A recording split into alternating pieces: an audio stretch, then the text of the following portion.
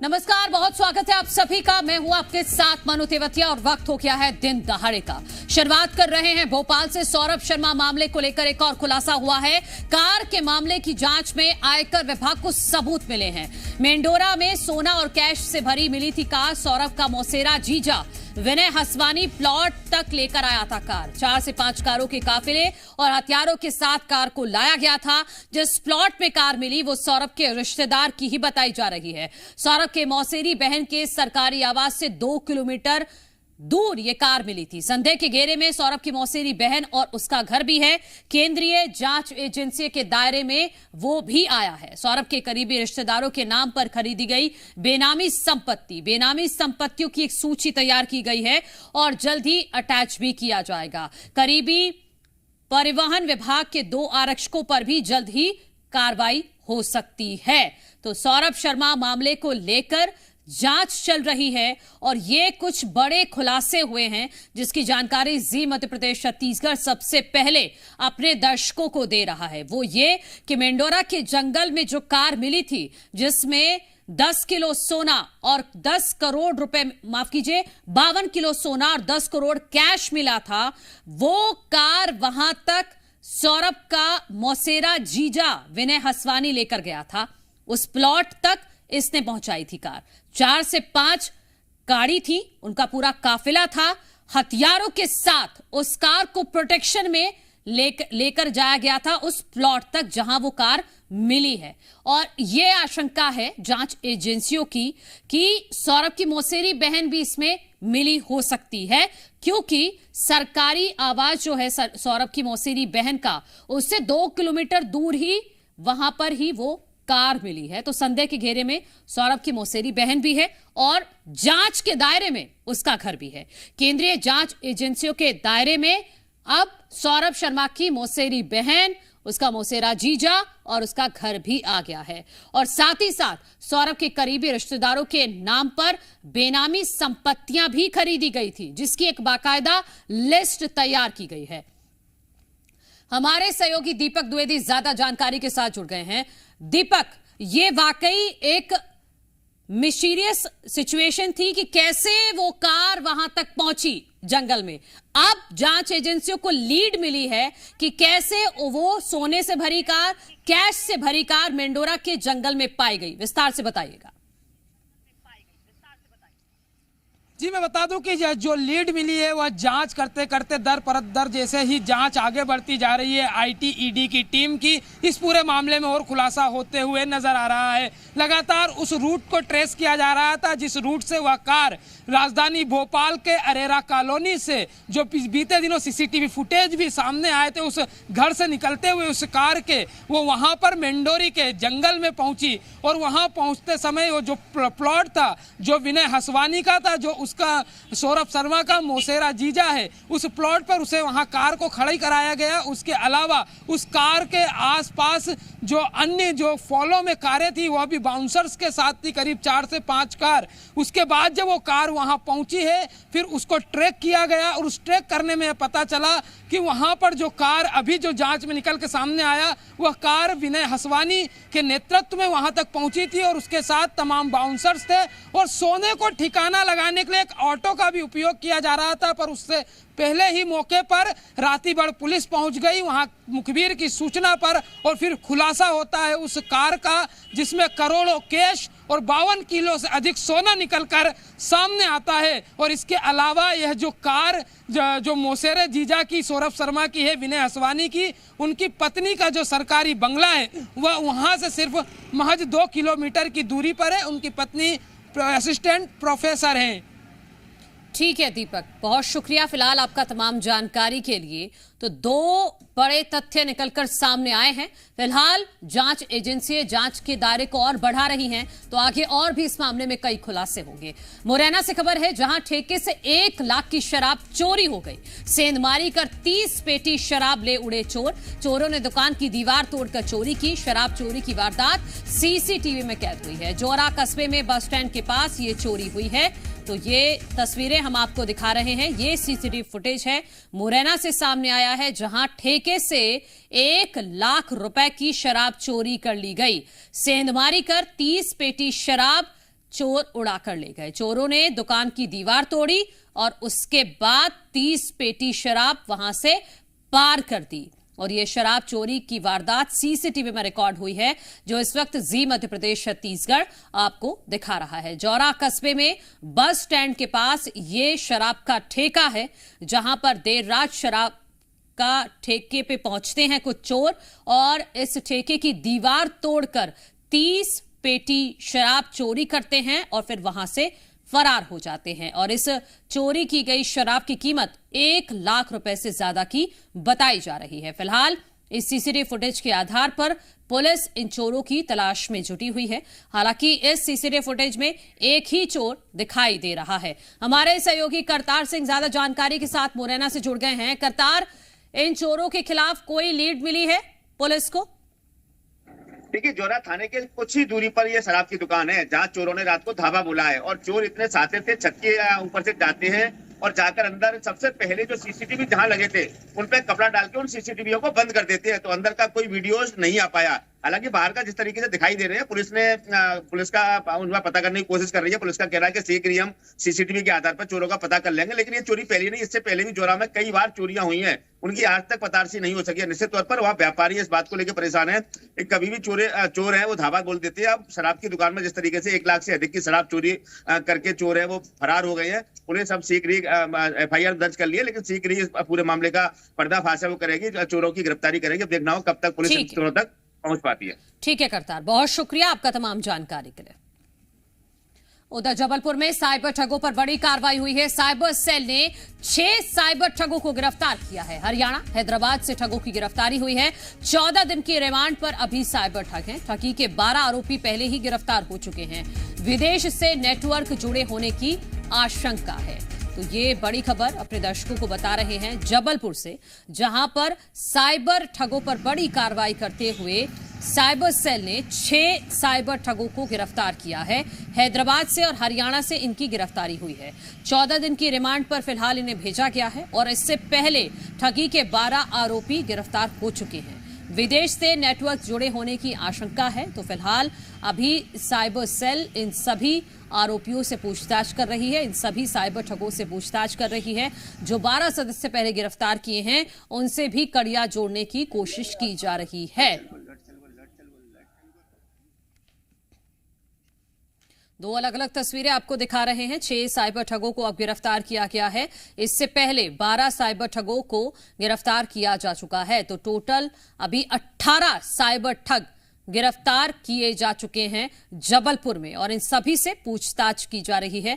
जिस तरह से ऑनलाइन फ्रॉड बढ़ रहा है, उसी तरह से अब साइबर पुलिस भी कार्रवाई में जुटी हुई है और यही वजह है कि 18 साइबर ठगों को अभी तक जबलपुर पुलिस गिरफ्तार कर चुकी है और इन सभी से अब पूछताछ की जा रही है और साथ ही साथ रिकवरी करने की भी कोशिश की जाएगी, क्योंकि इन साइबर ठगों ने लोगों को बेवकूफ बनाकर लाखों करोड़ों रुपए उनसे ठगे हैं। और अब पुलिस इनसे पूछताछ करेगी कि किस तरह से लोगों को अपना शिकार बनाया करते थे और क्या क्या इन लोगों ने ठगा है, उसको भी पुलिस बरामद करने की कोशिश करेगी।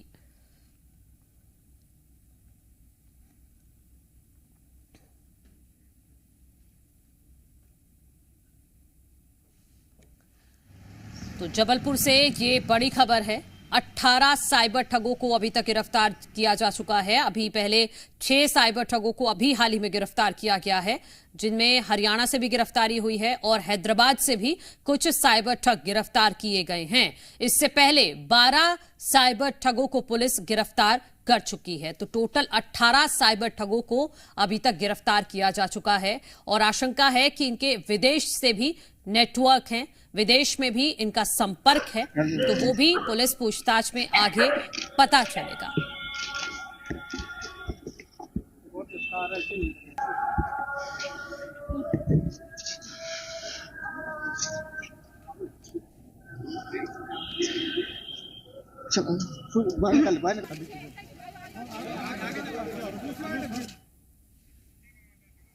हमारे सहयोगी कुलदीप ज्यादा जानकारी के साथ जुड़ गए हैं। कुलदीप, जबलपुर पुलिस की ये बहुत बड़ी कार्रवाई है। 18 साइबर ठगों को अभी तक गिरफ्तार किया जा चुका है। जो अभी 6 पकड़े गए हैं, क्या इनका कनेक्शन है जो पहले 12 पकड़े गए थे साइबर ठग? जी देखिए, पूरे मामले में जो पुलिस और साइबर सेल है वो इस पूरे मामले की जांच कर रही है। 12 जो ठग पकड़े गए थे वो मध्य प्रदेश के अलग अलग जिलों से थे, लेकिन जो अभी ये जो 6 ठग पकड़ाए गए हैं ये हरियाणा और हैदराबाद के बताए जा रहे हैं। हालांकि साइबर सेल जो है उन्होंने इनको 14 दिन की न्यायिक हिरासत में लिया गया है और इस बारे में इनसे सारी पूछताछ की जाएगी। माना यह जा रहा है कि इनके जो तार हैं वो देश विदेश से भी जुड़े हो सकते हैं। कई जगह जो है इनके संपर्क होने की बात सामने आ रही है। फिलहाल जो साइबर सेल की टीम है वो इन सारे लोगों से पूछताछ कर रही है। 12 लोगों को पहले गिरफ्तार किया गया था। इसके बाद अब 6 जो आरोपी पकड़ाए गए हैं वो हैदराबाद और हरियाणा के बताए जा रहे हैं। माना यह जा रहा है कि काफी लेन देन इन्होंने, करोड़ों का लेन देन इन्होंने किया था भोले भाले लोगों को खाते खुलवाकर, और उसके बाद इन्होंने पैसा जो है लेन देन करवाया था। कुल मिलाकर कहा जाए तो अभी मामला जो है वो जांच के दायरे में है। जी ठीक है कुलदीप, बहुत शुक्रिया आपका तमाम जानकारी के लिए। वहीं झाबुआ से खबर है जहां प्रशासनिक अधिकारियों की बड़ी लापरवाही सामने आई है। आदिवासी युवक को कैरेक्टर सर्टिफिकेट ही नहीं मिल पा रहा है। बीएसएफ में ईश्वर सिंगाड़ का चयन हुआ है। 14 जनवरी को पश्चिम बंगाल में इसकी ज्वाइनिंग होनी है, लेकिन अभी तक 14 जनवरी को ज्वाइनिंग है, आज 12 जनवरी है, अभी तक कलेक्टर ने कैरेक्टर सर्टिफिकेट बनाने का दावा हालांकि किया है, लेकिन इस अभ्यर्थी का यही कहना है कि इसको अभी तक कैरेक्टर सर्टिफिकेट नहीं मिला है। कैरेक्टर सर्टिफिकेट के लिए जारी किया गया प्रेस नोट, ईश्वर सिंगाड़ को अभी तक सर्टिफिकेट नहीं मिला है। आप देखिए कितनी बड़ी लापरवाही है कि इस व्यक्ति को अपनी तैयारियां भी करनी है, लेकिन अभी तक ये चक्कर ही लगा रहा है शासन के इन अधिकारियों के। हमारे सहयोगी हमारे साथ जुड़ गए हैं, उनसे ज्यादा जानकारी लेते हैं। उमेश चौहान, आखिर कहां दिक्कत आ रही है, किसकी लापरवाही है कि अभी तक जिसको अपनी तैयारी करनी है ज्वाइनिंग की, वो चक्कर लगा रहा है यहां पर सरकारी कार्यालयों के?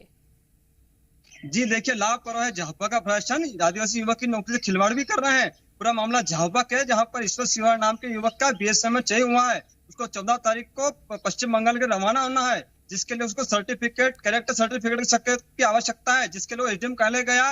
तो एडीएम साहब ने कहा कि इस पर तहसीलदार साइन करेंगे। जब तहसीलदार के पास गया तो तहसीलदार साहब बोले कि इस पर एडीएम साइन करेंगे, पर लगातार 5 दिनों से युवक एसडीएम कहले के चक्कर लगा रहा है, पर उसके साइन नहीं हुए हैं।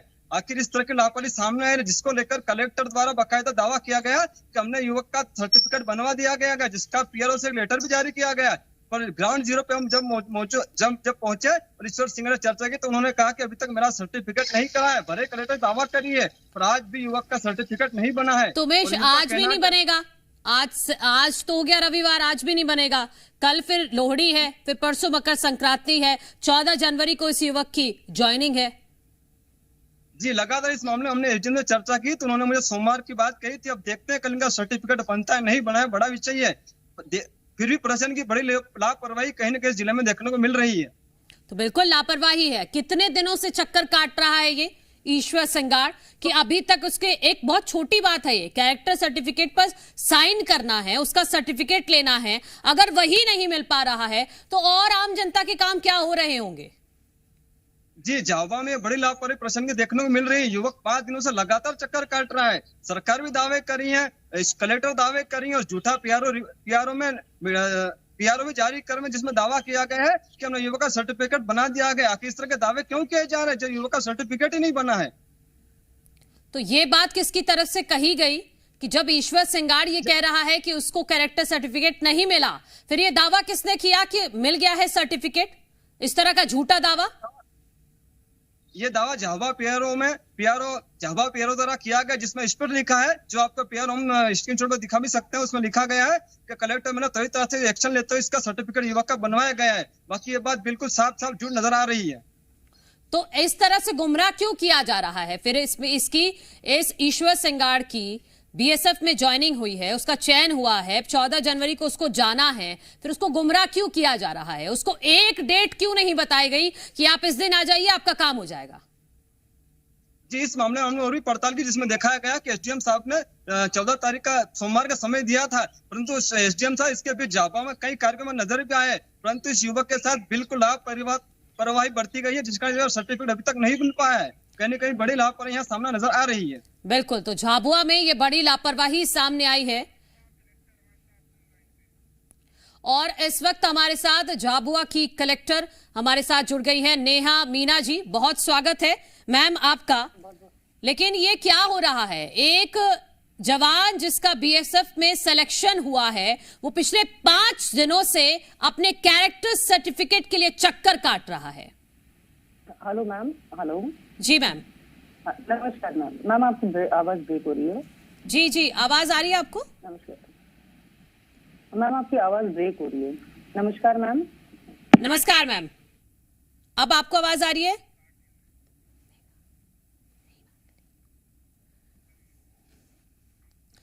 तो प्रशासनिक अधिकारियों की ये बड़ी लापरवाही है इस शख्स का जिसको आप टीवी स्क्रीन पर देख रहे हैं, जिसका नाम है ईश्वर सिंगार।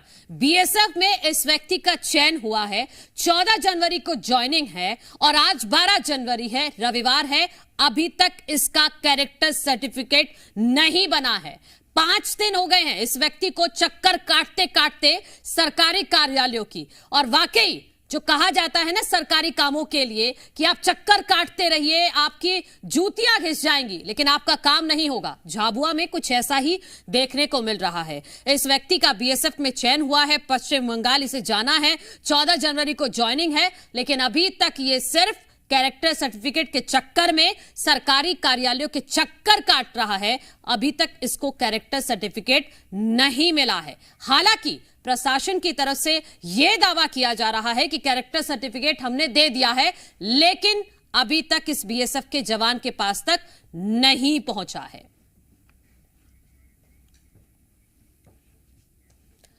चलिए आगे बढ़ते हैं। बीजापुर में नक्सली मुठभेड़, बंदेपारा कोरंजेड़ के जंगलों में मुठभेड़ हुई है। 5 नक्सलियों के मारे जाने की खबर आ रही है।